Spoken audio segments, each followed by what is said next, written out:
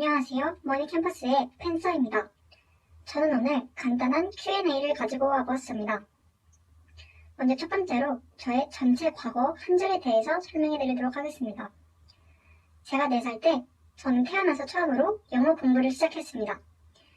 그렇게 유치원을 다니며 계속해서 한글, 영어, 수학 공부를 하다가 7살 때는 미술학원, 영어학원, 수학학원을 다니며 본격적으로 초등학교에 올라갈 준비를 하였습니다.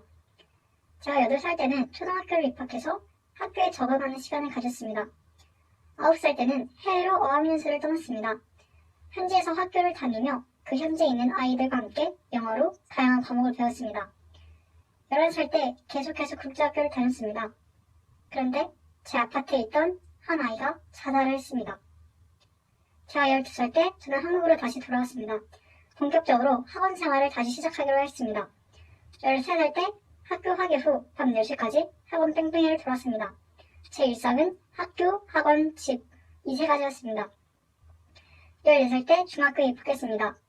15살 때는 국어, 영어, 수학, 생활기록부 관리 학원을 다녔습니다. 16살 때는 국어, 영어, 수학 학원, 생활기록부 그리고 자소서 관리 학원을 다니며 고등학교 입학 준비를 하였습니다. 17살 때 고등학교 입학을 하여 계속해서 공부를 하였고 18살 때는 공부 및 생활기록부 관리, 대회 준비 등 스펙 쌓기의 연속이었습니다. 19살 때 3학 1학기까지 하루 평균 10시간씩 공부하였습니다. 그리고 12월 드디어 머니캠퍼스의 존재를 알게 되었습니다. 두 번째 질문, 나의 결핍을 어떻게 사업 아이템으로 승화시켰는지.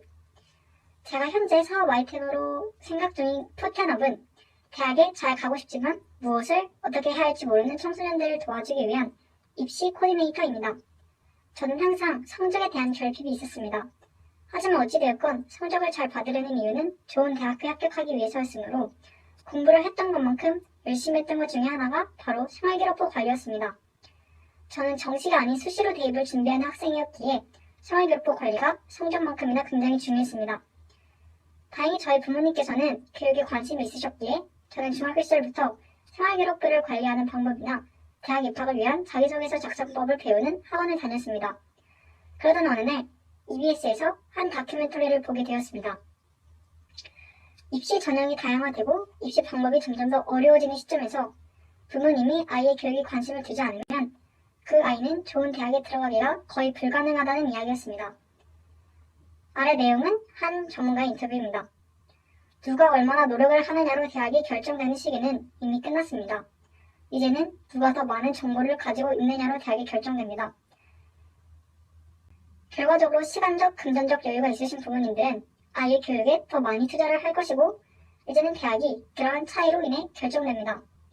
결국 시간과 금전적 여유가 부족하신 부모님들은 그만큼 아이의 교육에 투자를 덜하게 되겠죠? 자, 그럼 부모가 돈 많고 시간 많은 아이들은 더 좋은 대학에 들어가는 겁니다. 부모가 돈, 시간, 아이에 대한 관심이 없으면 아이는 그만큼 좋은 대학에 들어가기 힘들어요. 이게 바로 현대판 부의 대물림이죠.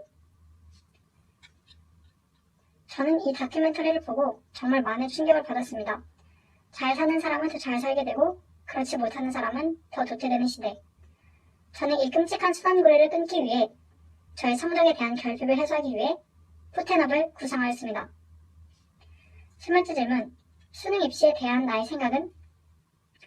우선 결론부터 말씀드리자면 우리나라 입시가 이대로 지속되어서는 결코 안 된다고 생각합니다.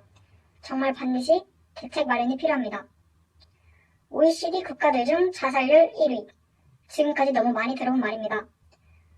우리나라에서는 하루에 약 36명이 자살을 하고 그중 26%는 청소년입니다. 우리나라 청소년들의 자살 원인 중 1위는 성적 비관입니다. 제가 11살 때 하루는 월요일 아침이었음에도 불구하고 부모님께서 학교에 가지 않아도 된다고 하셨습니다. 처음에는 무슨 일인지도 모르고 그저 학교에 가지 않아도 된다니 기쁘기만 했었는데 알고 보니 그 전날 오후 저희 아파트에서 한 아이가 뛰어내렸다고 합니다. 그 아이가 살던 곳은 8층이었고 그 아이는 그 자리에서 즉사했습니다. 그 친구가 자살한 원인은 시험을 보기 싫어서였습니다. 시험을 보기 싫다는 이유로 10살짜리 아이가 창밖으로 뛰어내렸습니다. 지금 이 상황이 정상이라고 생각하십니까? 제가 15살 때 제 친구가 팔목에 붕대를 감고 왔습니다. 왜 그러냐고 물어보니 자전거를 타다가 넘어졌다고 했습니다. 순간 자전거를 타다가 넘어졌는데 무릎 손바닥도 아니고 손목에 상처가 나나? 라고 의아했지만 친구가 별로 말하고 싶어하는 것 같지 않아서 그냥 넘어갔습니다. 그 친구와 함께 독서실에 갔습니다. 중간에 화장실을 갔다가 잘 돌아오는데 친구가 손목에 있던 붕대를 풀고 무언가를 하고 있었습니다. 너 숙제 안 하고 왜 딴짓해? 라고 친구에게 장난을 걸며 다가갔는데 그 친구는 눈썹을 정리하는 칼로 자신의 손목에 상처를 내고 있었습니다. 저는 그 친구가 그렇게까지 힘들어하는지 몰랐습니다.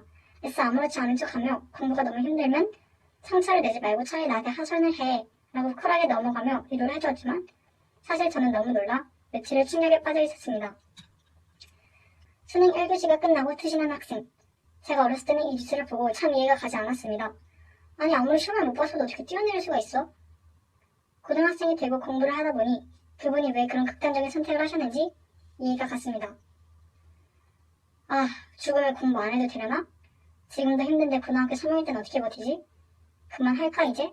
그만하고 싶다. 잠들기 전 전 이런 생각을 하며 잠들었던 적이 한두 번이 아닙니다.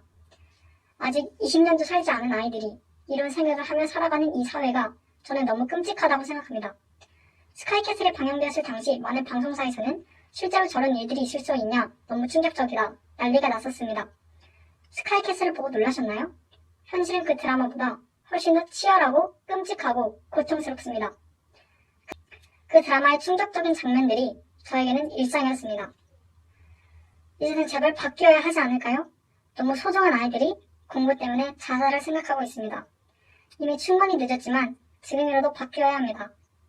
제가 학생일 때는 아무도 바꿔주지 않았습니다.